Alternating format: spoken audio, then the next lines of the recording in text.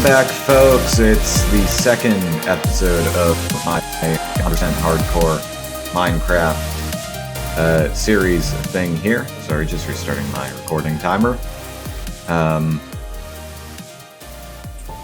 Yeah, I'm recording in 1080p now. God, I always get that messed up. But yes, I'm recording in 1080p. Oh, come on, Cocoa Beans. So yes, you may have noticed my voice is a little scratchy and blech. That is because I am currently, well, I sort of did a number on my vocal cords earlier, and I'm actually gonna turn music down a little bit here, or overall volume, I guess. Whatever. So yes, I did a real number on my vocal cords earlier, and, you know, unsurprisingly now I'm regretting that, because I have, you know, a video to record, as well as a session of an RPG to play, voicing a character whose voice is even more gravelly than mine is right now, so that's gonna absolutely suck. And then after that, drawing out vowels hurts.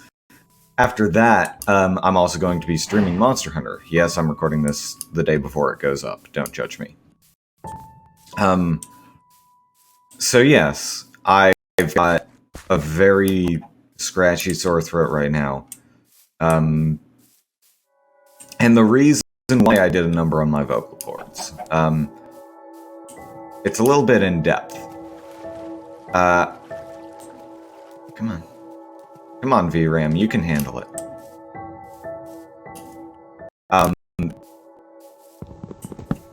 So yes, I don't know how familiar you folks at home are with a place here in Seattle called Alki Beach.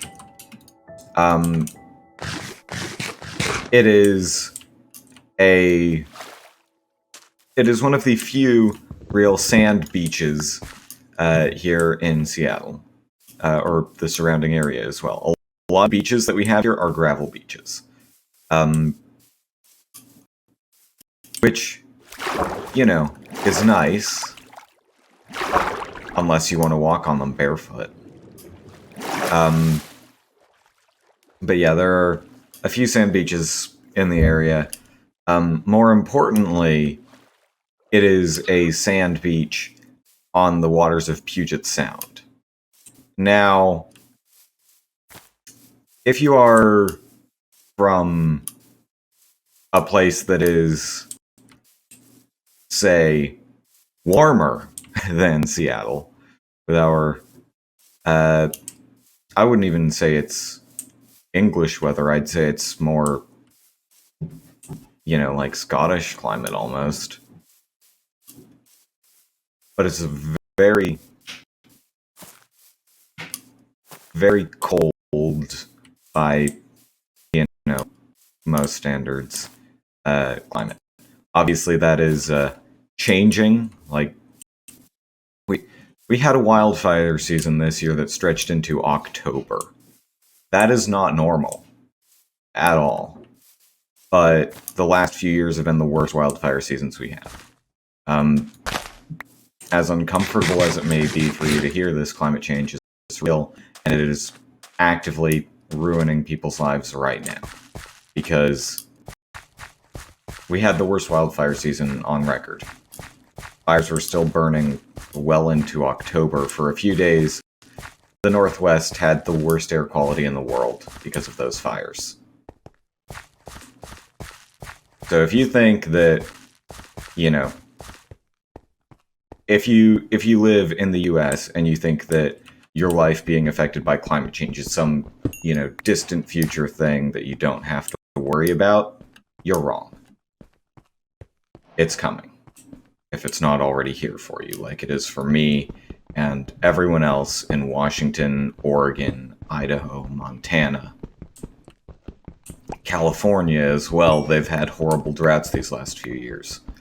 And it's not a coincidence that it gets worse every year.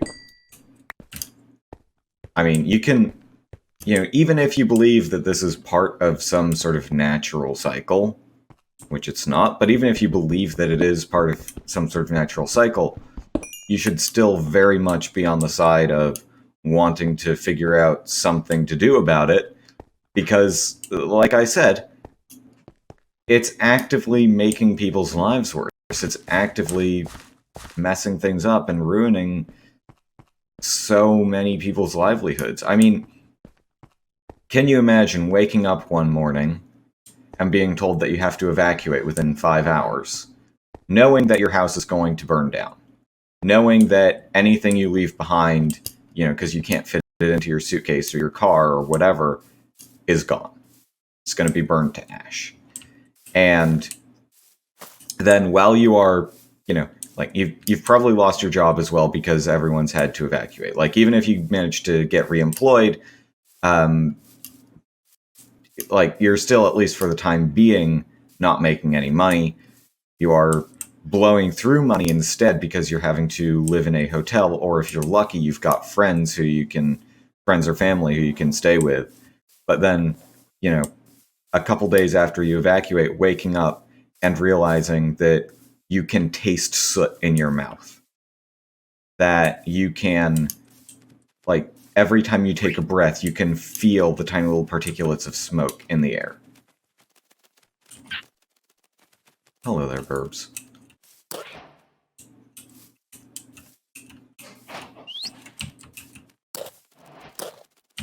Come on. There we go. Hang on, sorry, just had to get distracted from my screed there. Yep. Okay, that's good.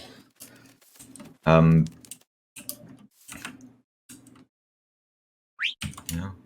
do you make them breathe? I don't care. Doesn't matter. So yes. Imagine waking up in the morning after evacuating, like a few days, a day, whatever, soon after evacuating, and then being told that, you're living in the worst air quality area in the entire world. And being like, yeah, that sounds about right, because you can taste the soot, you can taste the ash. Every time you breathe, you can feel the particulate matter, the PM 2.5. And then when you look outside, seeing cars that are just covered in ash. Like, the windshields, the roofs have, like, the paint is actually starting to be damaged because ash is actually slightly acidic. And then, have that continue for weeks. Fortunately, here in Seattle, we only had actively hazardous, like, doesn't matter where you are, breathing it is bad for your health, air, for 2 days. But if you were living near the fires, that was just your life. Even the areas where it was contained, you're still getting all that particulate drifting. And looking at the air quality map, it was just this wall of just death, basically, of unhealthy / actively dangerous air just moving slowly westward. I actually went swimming off Alki Beach when the water, or rather when the air wasn't that bad, a week before it got to the deadly levels. Well, not deadly, but actively hazardous to everyone's health, no matter what you do. Which is kind of deadly because it shortens your life expectancy somewhat. But a week before that happened, I remember going to go swim in Puget Sound, which is, sort of what got me off on this tangent in the first place, was talking about swimming there this morning. But it was cold. That's all. Anyway, a week before the horrible air quality, I went swimming, and there was what almost at the time looked like, that volcanic sand, that sort of black sand that you can find in Hawaii and some other places. And that was like sort of in bands along the beach where the tide had washed up. And, my swimming instructor and I looked at that and we were like, huh, that's interesting. That's odd. What's up with that? And then a while later, while we were getting, some nice warm waffles to help warm up, I sort of had a brainwave and I realized, oh my God, that was soot. That was the soot that had, fallen over Puget Sound and gotten washed up here.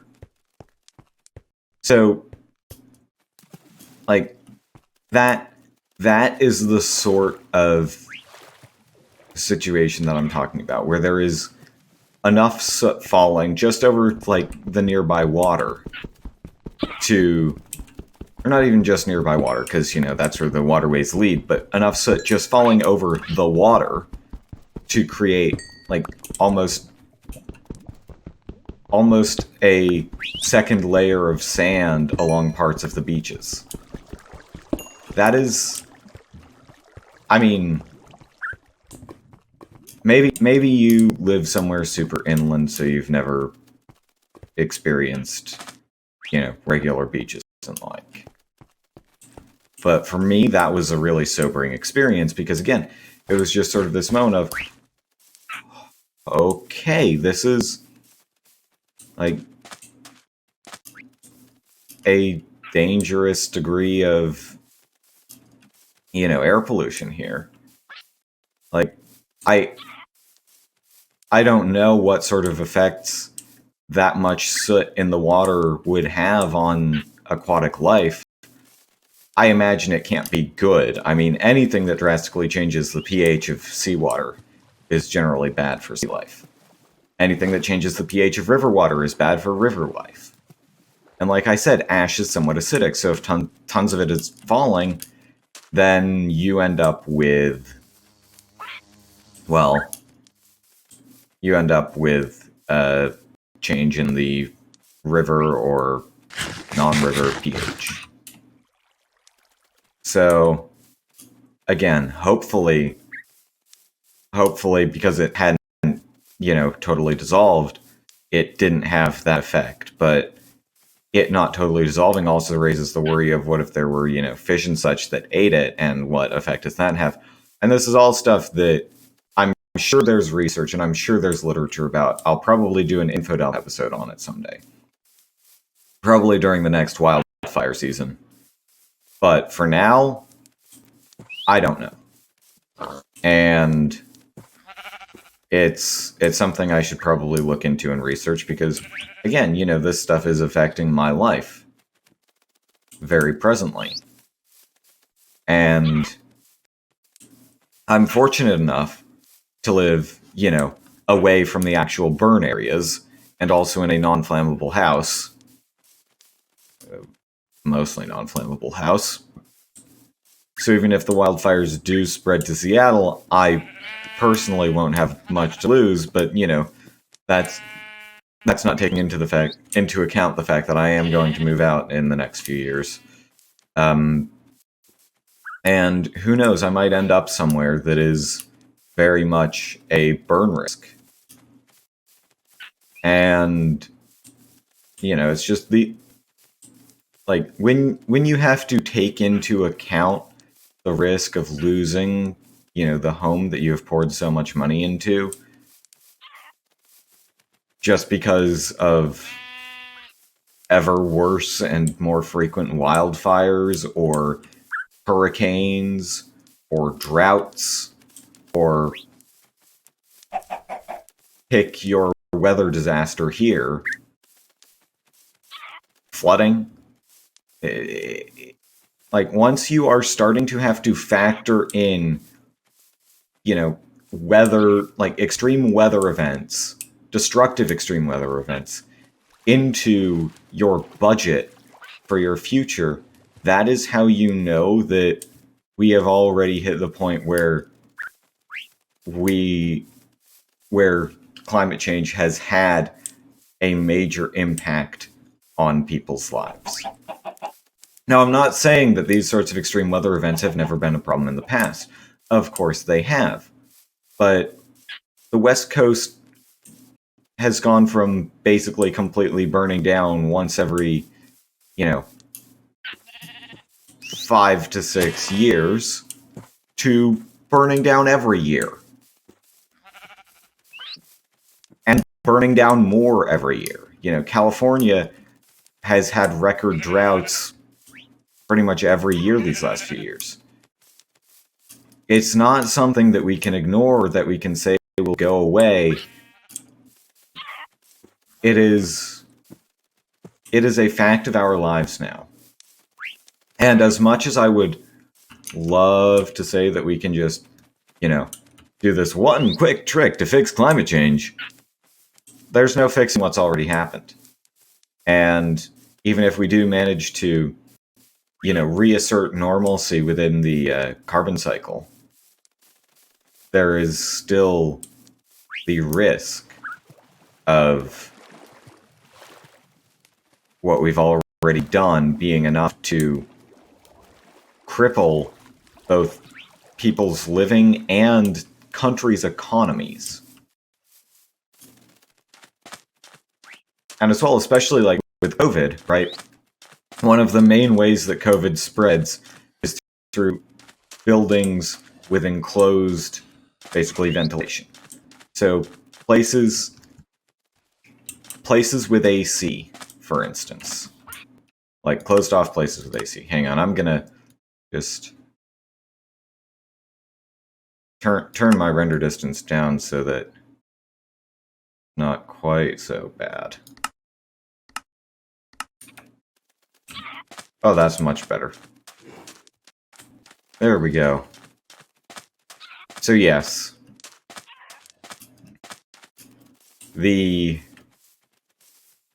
all of this is sort of a tangent from me explaining why my voice is shot. I was swimming off Alki this morning. Fortunately, there was no soot in the water this time. It's been about a month or so, ish, somewhere around there. Yeah, since the wild, maybe a bit less, a little under a month, like 3 or so weeks, maybe 4 weeks. I don't know. Since the wildfires finally got contained because we had the first rain in months. That's another thing. You think of Seattle as constantly raining. We do have more rainy days than any other major city. I don't think in the world, but at least in the country. And we had no rain, basically, for most of the summer. As well as a good chunk of the fall so far. It's reasserted normalcy, but like it had an effect on everything. Like we usually have a big windstorm that sweeps through and blows all the leaves off trees right before Halloween. But this year, because summer had basically run into October, the trees hadn't switched into, going towards fall mode. So it didn't blow any leaves off any trees. Which, I mean, that's its own whole thing. But yes, I was swimming off Alki this morning, and as I mentioned, it's November. We finally returned to normalcy with our temperature and such, which means that it's currently,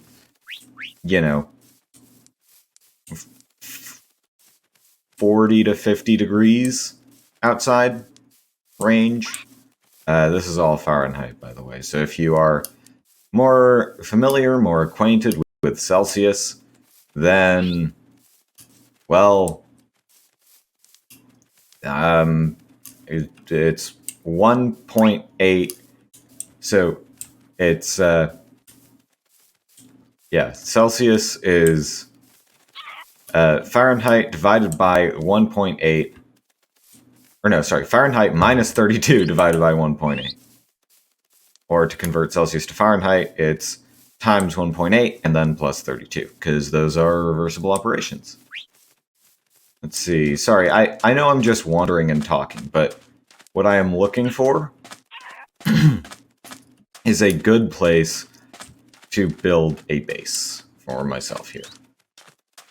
So yes, I was swimming off Alki this morning, and Puget Sound is ocean water that cycles from the Gulf of Alaska. I know that might sound a bit weird, like, Alaska is a whole lot further north than Seattle. And yeah, it is, but ocean currents travel quite a ways. You should look into some of the, like, if you're curious, you should look into some of the studies that have been done, particularly one that actually came out of the University of Washington here in Seattle, where there just happened to be a shipping container that fell overboard and burst open and released tons of rubber ducks, which were then at the mercy of the currents. Now, it would be a complete ethical violation to deliberately release a bunch of rubber ducks into the ocean. But if it happens anyway, you might as well make a study out of it, right? So they did just that. They, tracked where all of them ended up and tried to map the currents from that.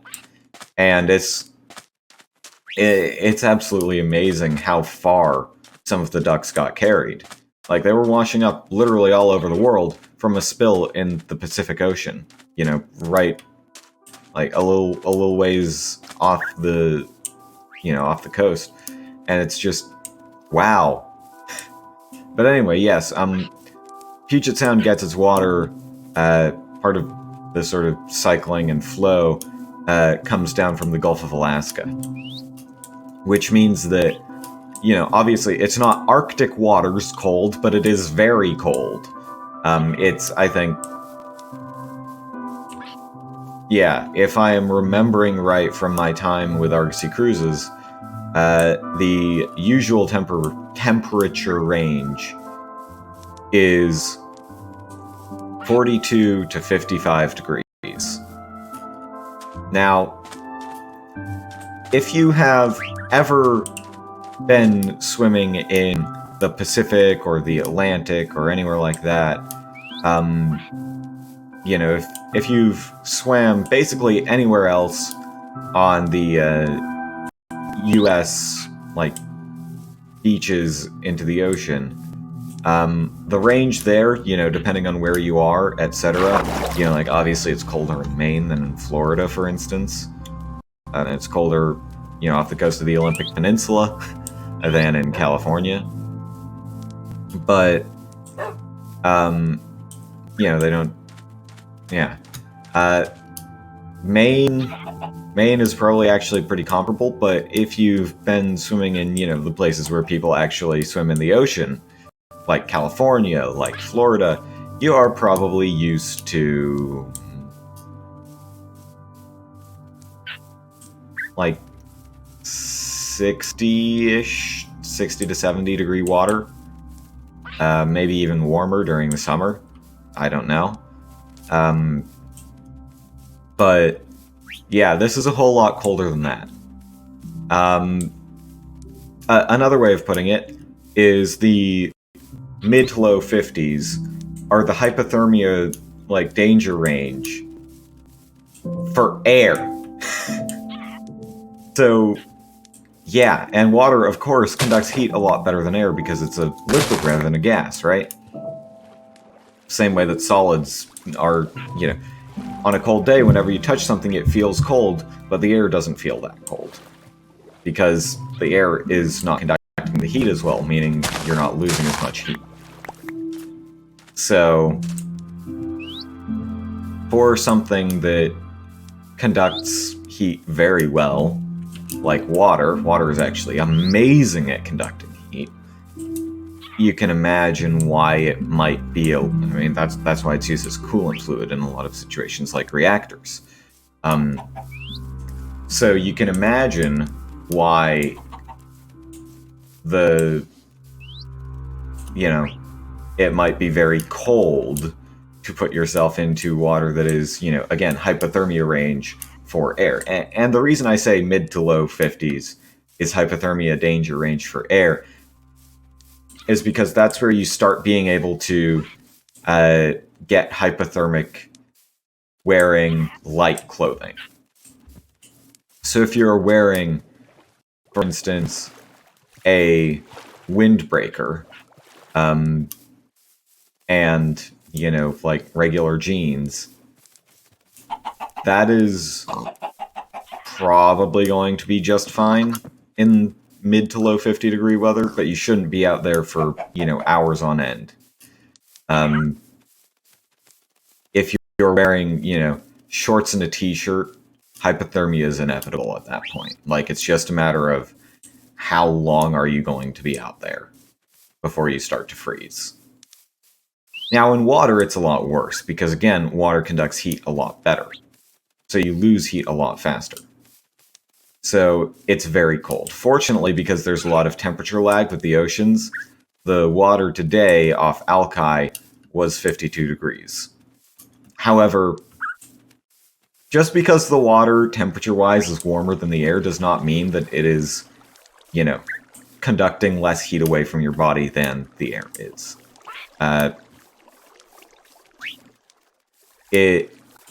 Ooh. Hello. Hello. Ooh, boy. Actually, I'm gonna make a note of that. 3. Spoopy. Chiasm. -6. 2023. Oh, hey, next year. And I don't really need to record. Yeah, there we go. Ah, dang it, it lost it. Ah! Spooky chasm. -6, 2023. Done. Alright. So, yes. Excuse me. Very, very cold. Actually, I think I might make my base in this area. Maybe.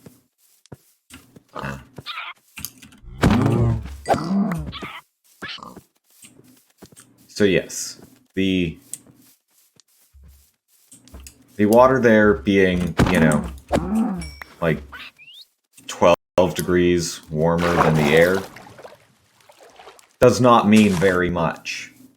It certainly doesn't mean that the water feels warmer than the air. Because, fun fact, it doesn't.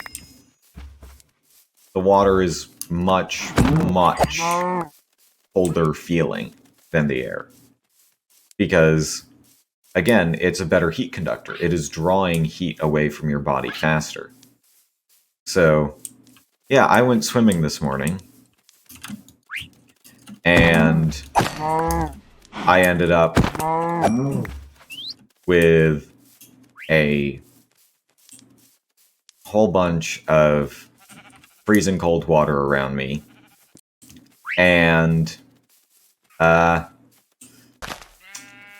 the guidance of my swimming instructor, when you've got to put your face in that water for swimming, for instance, or for looking at the bottom if you're, interested in the little fish you can find off Alki.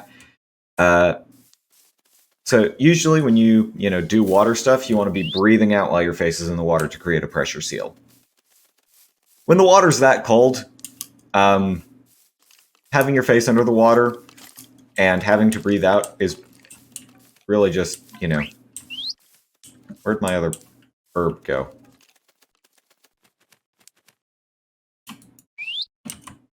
Oh, my shoulder, that's where. So yes, having your face under the water, having to breathe out, and being in extreme pain from the cold, because it does hurt, it is that cold. It's just a really good excuse to scream. So, you know, screaming into the water. And when you do that much screaming, turns out you shred your vocal cords a little. So that happened, so that's why I sound so horrible. And despite my having basically just said, nah, I'm not going to build my base here, I think I actually am going to build my base here. So, I'm going to plant my saplings. Bonk, bonk. Bonk, bonk.